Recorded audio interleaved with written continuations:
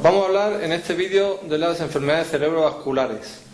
Lo primero es hacer un breve resumen clínico de lo que son los procesos cerebrovasculares. Cuando alguien tiene un problema isquémico en el sistema nervioso central, eso se manifestará como consecuencia del déficit que va a haber en algunos sectores del propio sistema nervioso. Entonces la persona tendrá un cuadro de signos y síntomas neurológicos que se instaurarán de forma más o menos aguda según el cuadro de que se trate y que no tienen por qué ir acompañados de ningún otro signo de afectación general, sino el paciente que estaba previamente bien de pronto empieza a tener una debilidad en una pierna, una debilidad en brazos y piernas, un trastorno para hablar, una afasia, etcétera, etcétera. Eso es lo que nos pone sobre la pista de un cuadro isquémico, de un cuadro cerebrovascular, sobre todo en personas de cierta edad y con factores predisponentes, pero no necesariamente así. Sí que es lógico que una persona con 70 años que ha tenido un infarto de miocardio, que tiene claudicación intermitente y que debuta con un signo neurológico, pensemos que se trate de un cuadro isquémico, pero recordamos también que pueden existir personas más jóvenes que tengan ese mismo tipo de cuadro, aunque es más raro. Lo primero que tenemos que pensar ante un paciente con un presunto cuadro isquémico cerebrovascular es si efectivamente se trata de un cuadro isquémico o si por el contrario estamos ante un accidente hemorrágico, y por eso ese diagnóstico diferencial va a ser imprescindible. De los cuadros hemorrágicos hablaremos en otro vídeo, pero para saber situarnos básicamente será más sospechoso de un cuadro hemorrágico aquel paciente que debute con una cefalea intensa o con una cefalea brusca, incluso intensísima, como puede pasar en la hemorragia subaracnoidea, que tenga también algunos signos de hipertensión intracraneal, que pueda tener vómitos, que pueda tener papiledema, por supuesto, en la exploración, y que tenga una pérdida de conciencia. Esas manifestaciones son mucho más específicas, todas ellas, del cuadro hemorrágico, pero recordamos que también en los isquémicos podemos tener cefalea, podemos tener pérdida de conciencia. Por lo tanto, ante la sospecha, la primera prueba que tenemos que hacer siempre en un paciente de este tipo es un TAC. El TAC es la prueba que mejor ve la sangre en el sistema nervioso, a diferencia de la resonancia, que ve casi todo mejor que la TAC en el sistema nervioso. Sin embargo, la sangre es mucho mejor vista por la TAC, y por lo tanto hacemos un TAC. Si hay hemorragia, entonces ya sabemos ante lo que estamos, y si no hay hemorragia es cuando sospechamos entonces que el cuadro va a ser isquémico. Es importantísima esta diferenciación porque el tratamiento de los cuadros isquémicos, sobre todo cuando se haga de forma precoz, van a ser los fibrinolíticos, y claro, pues evidentemente si estamos ante un trastorno hemorrágico, los fibrinolíticos lo que van a hacer va a ser pues acabar con el paciente seguramente, o sea que será una complicación muy muy grande si se pone tratamiento equivocado. Por lo tanto tenemos que tener muy claro ese diagnóstico diferencial.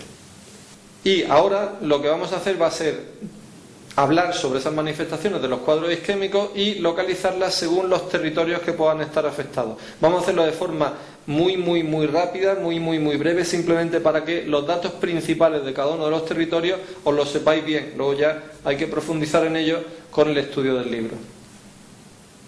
Arteria cerebral anterior, localización como tenéis aquí en la zona más medial, por lo tanto en la zona del homúnculo de Penfield de la pierna y el pie, y también irriga el lóbulo frontal. Por lo tanto vamos a tener manifestaciones de hipofrontalismo, con moria, con abulia, con apatía, con liberación de reflejos primitivos. Vamos a poder tener también, por lo tanto, incontinencia, y sin embargo los trastornos motores y sensitivos que se pueden producir van a ser de predominio crural y siempre contralaterales. Por lo tanto, ACV con afectación de la pierna solamente o casi solo de la pierna, arteria cerebral anterior.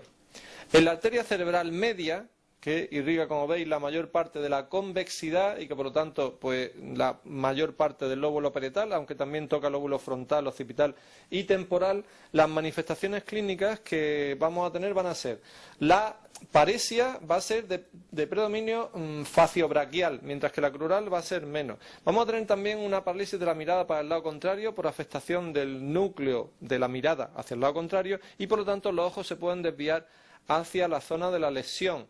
Y luego vamos a tener también pues manifestaciones del lóbulo parietal, y en ocasiones vamos a tener síndromes más complejos, como por ejemplo en el hemisferio dominante.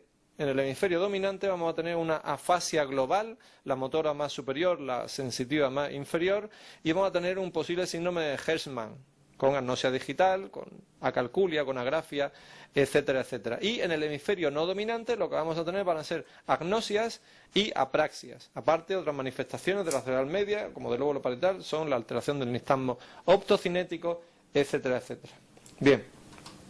En cuanto a la arteria cerebral posterior, tenemos una oclusión proximal, en donde vamos a tener toda la afectación del lóbulo occipital, vamos a tener también la afectación talámica y el síndrome completo, y por lo tanto, entre otras manifestaciones, vamos a tener el cuadro talámico, con una hipoestesia, pero que alcanzado un cierto umbral, tenemos un dolor lancinante, un dolor salvaje, en donde podemos tener también hemiplejías y hemianestesias, y en donde se puede presentar también, por ejemplo, el síndrome de Parinot, parálisis de la mirada conjugada para arriba, que tiene que ver fundamentalmente con la afectación del núcleo intersticial rostral, que es el que controla los movimientos oculares conjugados verticales, y por supuesto ataxia por afectación cerebelosa, etcétera, etcétera.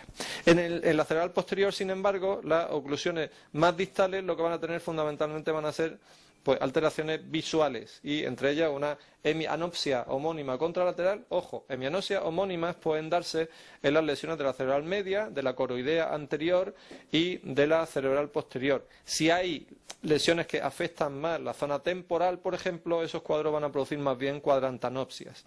Y luego los cuadros bilaterales van a producir un cuadro curioso, que es la ceguera cortical o ceguera de Antón, en donde el paciente puede tener visión en túnel, pero sin embargo niega la ceguera y tiene confabulaciones para ello.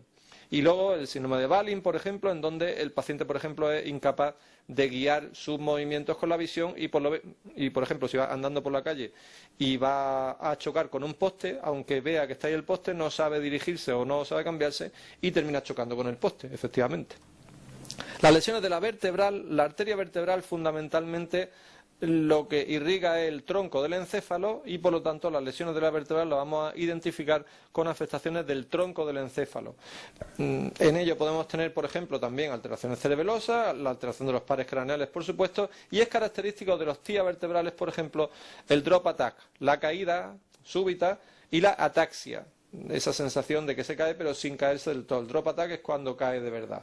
El síndrome más característico dentro de los cuadros isquémicos vertebrales es el síndrome de Wallenberg, y este síndrome de Wallenberg llevaría a una afectación del tronco del encéfalo, es un infarto lateral del bulbo, y al ser lateral del bulbo lo único que no se suele afectar son las vías motoras, porque vienen muy mediales, y al ser el infarto lateral en el bulbo, las vías motoras que vienen muy mediales no se suelen afectar. Por lo tanto, tendremos un trastorno sensitivo de una hemicara y el hemicuerpo contralateral, y con posible síndrome de Horner, que está también producida por afectación de las vías que suben del simpático cervical, y bueno, todos los síndromes del tronco del encéfalo correspondiente, como puede ser los síndromes bulbares, como el de Opalsky o el de Babinski-Najev, según que las vías piramidales se hayan cruzado o no. En ese caso sí podremos tener hemiplejía. El de Opalsky y el de Babinski-Najev son ya cuando las manifestaciones sean algo más mediales, o cuando afecte también la zona medial.